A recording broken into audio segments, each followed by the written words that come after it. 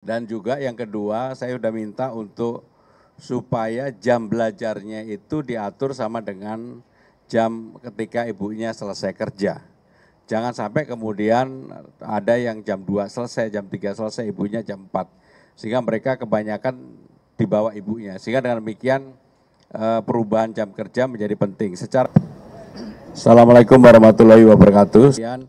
Pada hari ini sengaja saya melihat secara khusus ke tempat penitipan anak yang disebut dengan daycare yang dimiliki oleh Balai Kota.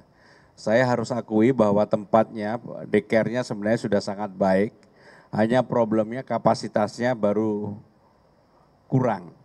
Dan juga yang kedua, saya sudah minta untuk supaya jam belajarnya itu diatur sama dengan jam ketika ibunya selesai kerja. Jangan sampai kemudian ada yang jam 2 selesai, jam 3 selesai, ibunya jam 4. Sehingga mereka kebanyakan di bawah ibunya. Sehingga dengan demikian perubahan jam kerja menjadi penting. Secara keseluruhan di Jakarta ini sudah ada 46, 46 betul ya? 22-nya yang ini oleh Pemkab, pemerintah DKI dan juga kota, dan 24-nya swasta.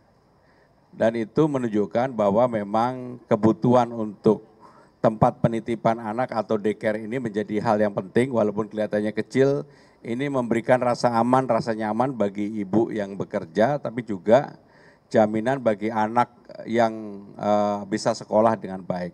Kalau melihat fasilitasnya terus terang di Balai Kota ini sangat baik, hanya memang kapasitasnya saya tadi minta kepada Kepala Dinas untuk bisa ditambah. Sekarang ini baru 20 orang, sangat kurang. Baik, jadi ada dua yang dilakukan. Tadi pagi kita ke tempat yang sepenuhnya pembiayaannya melibatkan CSR, baik itu dari BUMD maupun forum CSR, tapi juga dari Dinas Sosial. Hari ini sepenuhnya yang seperti ini pembiayaan oleh pemerintah daerah, APBD. Hanya hal yang menyangkut makanan, minuman dan sebagainya, karena ini sifatnya sekolah, maka itu menjadi kewenangan sepenuhnya keluarga. Pak, untuk usia dan cara daftarnya bagaimana Pak? Terkait dengan Taman Penitipan Anak ini, mekanisme pendaftarannya sesuai dengan mekanisme pada periode penerimaan murid baru. Jadi nanti akan ada periode pada bulan Juni, akan dibuka untuk layanan pendaftaran, termasuk di dalamnya adalah Taman Penitipan Anak ini, yang syarat usianya adalah 2-6 tahun. Demikian, Pak. Jadi daycare yang di Balai Kota ini, terus terang aja, kementerian pun anaknya ada yang dititipkan di sini. Karena memang fasilitasnya, saya harus akui, saya pernah datang ke daycare-nya yang ada di Kementerian Sekretaris Kabinet, ini tempatnya lebih representatif, kemudian juga fasilitas dan sebagainya. Memang begitu saya dilantik, salah satu hal yang saya minta kepada tim saya adalah memperbaiki yang ini. Maka kenapa kemudian saya baru melihat hari ini setelah berjalan sebulan lebih, karena memang fasilitasnya kalau dilihat tadi memang sangat baik. Karena sangat baik ini bisa menjadi percontohan, tapi saya yakin nggak semua instansi mempunyai kemampuan seperti di Balai Kota ini. Maka untuk itu yang paling penting bukan fasilitas fisiknya, tetapi bagaimana program pengajarannya itu dilakukan.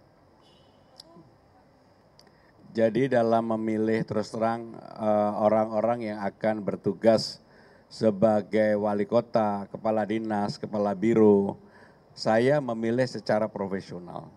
Dan seperti yang saya katakan, saya memang orang yang bisa bekerja dengan siapapun.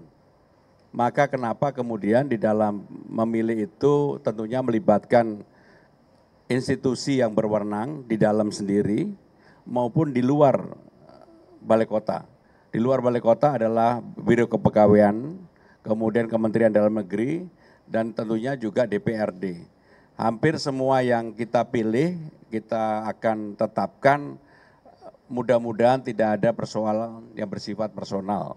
Karena hal yang menyangkut pendalaman secara perorangan itu juga kami lakukan. Pendalaman secara perorangan bukan orang yang secara politik pilihannya apa enggak, tetapi Kami ingin orang-orang yang membantu atau menjadi tim Balai Kota ini tim yang bekerja dengan solid untuk 5 tahun ke depan.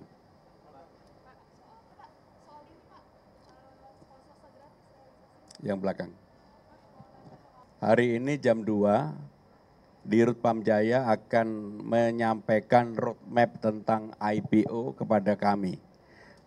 Saya terus terang, kalau saya sudah sampaikan ke publik pasti saya kejar dan saya akan fasilitasi untuk bisa segera dilakukan. Jadi hari ini ada rapat khusus tentang Pamjaya. Roadmap-nya dan juga apa yang menjadi handicap, apa yang menjadi barrier dari apa yang akan dilakukan. Termasuk hal yang kemarin saya sampaikan mengenai perpustakaan dan juga museum, saya akan segera tindak lanjuti untuk segera bisa dibuka dalam waktu dekat ini. Terakhir ya, saudara-saudara sekalian, ini cerminan dari kita semua bahwa kuota 1.100 yang mendaftar memang banyak sekali. Karena memang kemarin setelah Lebaran, yang arus mudiknya pada waktu itu berkurang, yang datang bertambah. Dan yang datang bertambah inilah yang kemudian mereka banyak mencari peluang bekerja, salah satunya di PPSU. Dan untuk itu saya sudah monitor baik di tingkat kelurahan, tingkat wali kota, saya bilang supaya ini fairness, tidak ada istilah orang dalam, transparan, keputusan penyelesaian orang itu nanti berdasarkan nilai kriteria yang akan diatur dari Balai Kota. Baik, terima kasih. Wassalamualaikum warahmatullahi wabarakatuh. Assalamualaikum warahmatullahi wabarakatuh. Salam sejahtera bagi kita semua, rekan-rekan sekalian. Pada pagi hari ini, pemerintah Jakarta dalam hal ini memulai apa yang disebut dengan Taman Anak Sejahtera. Sekarang ini kita sudah mempersiapkan ada 3 Taman Anak Sejahtera, dan nantinya saya sudah meminta kepada Kepala Dinas Kesehatan, mudah-mudahan di setiap kecamatan ada 1 Taman Anak Sejahtera. Taman Anak Sejahtera di sini namanya Arutala. Arutala itu dari bahasa Sangsekerta yang artinya adalah cita-cita yang tinggi dan mulia. Dan ini sepenuhnya gagasan dari Dinas Sosial, dan ini memang masuk dalam program 100 hari quick win yang saya canangkan ketika pada waktu itu. Sehingga dengan demikian saya sungguh sangat bergembira bahwa hari ini ada 25 anak, dan ini betul-betul anak prasejahtera, anak yang tidak mampu yang ada dalam DTKS, mereka sepenuhnya ditanggung dalam sehari-hari, baik makan, minum, sehari penuh ketika mereka belajar di Taman Anak Sejahtera ini. Dan yang membuat saya juga senang adalah antusiasme, keinginan dari para anak luar biasa. Dan betul-betul memang rata-rata dari keluarga prasejahtera, tadi saya berbicara ada 1 keluarga yang anaknya 4, ibunya adalah kuli mencuci, bapaknya kuli bangunan, anaknya 4, sehingga untuk bisa memperbaiki kehidupannya mereka tentunya sangat berkeinginan untuk bisa menitipkan anaknya di tempat ini. Dan harapan saya pribadi, anak ini kalau nanti begitu di SD dan SMP dan seterusnya, mereka bisa mendapatkan KJP, Kartu Jakarta Pintar. Dan itu betul-betul akan memotong garis ketidakberuntungan yang ada di masyarakat. Sekali lagi, mudah-mudahan Taman Anak Sejahtera yang diinisiasi oleh Pemda ini bekerja sama dengan Basnas Basis dan juga disupport oleh CSR dari BUMD yang ada di Jakarta dan juga forum CSR. Sehingga dengan demikian sekarang baru ada 3, mudah-mudahan dalam waktu dekat bisa berkembang menjadi 44 di setiap kecamatan ada 1, karena ini akan sangat baik bagi anak-anak yang memang rata-rata dari keluarga yang sangat tidak mampu. Baik, kalau ada pertanyaan kami persilakan. Jadi anggaran secara khusus ada 2.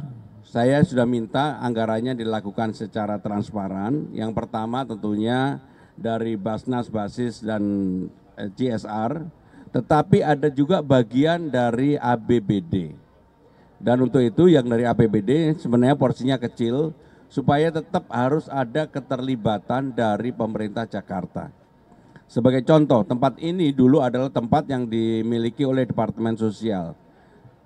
terlantar, tidak dimanfaatkan. Kan akan lebih baik kalau kemudian tempat ini dimanfaatkan menjadi taman anak sekolah yang hari ini sudah teman-teman lihat semuanya, dan itu saya yakin akan mempunyai dampak yang luar biasa karena mohon maaf saya tidak bisa cerita, tapi saya tadi dibisikin oleh Kepala Dinas Sosial, latar belakang anak di sini bukan hanya anak yang tidak mampu, tetapi berbagai latar belakang yang kemudian memang ditampung di tempat ini.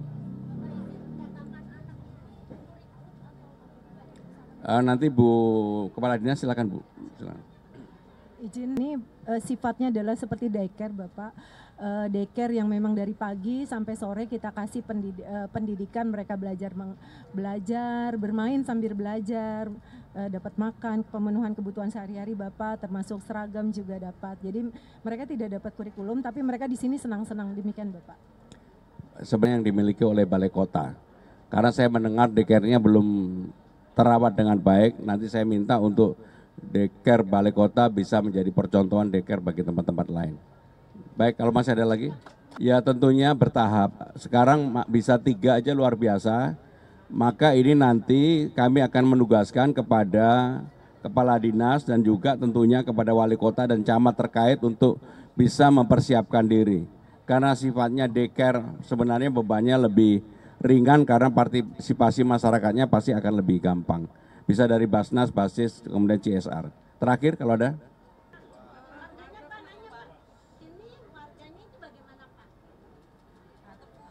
Izin, iya. Ya. Jadi izin memang Bapak Ibu sekalian untuk masuk ke sini adalah mereka yang terdaftar dalam data terpadu kesejahteraan sosial. Tidak semua orang bisa masuk ke sini karena memang semua mendapat. Ini adalah tujuan untuk program pengentasan kemiskinan salah satunya Bapak. Demikian. Ini yang memang betul-betul keluarga yang tidak mampu ya. Terima kasih. Wassalamualaikum warahmatullahi wabarakatuh.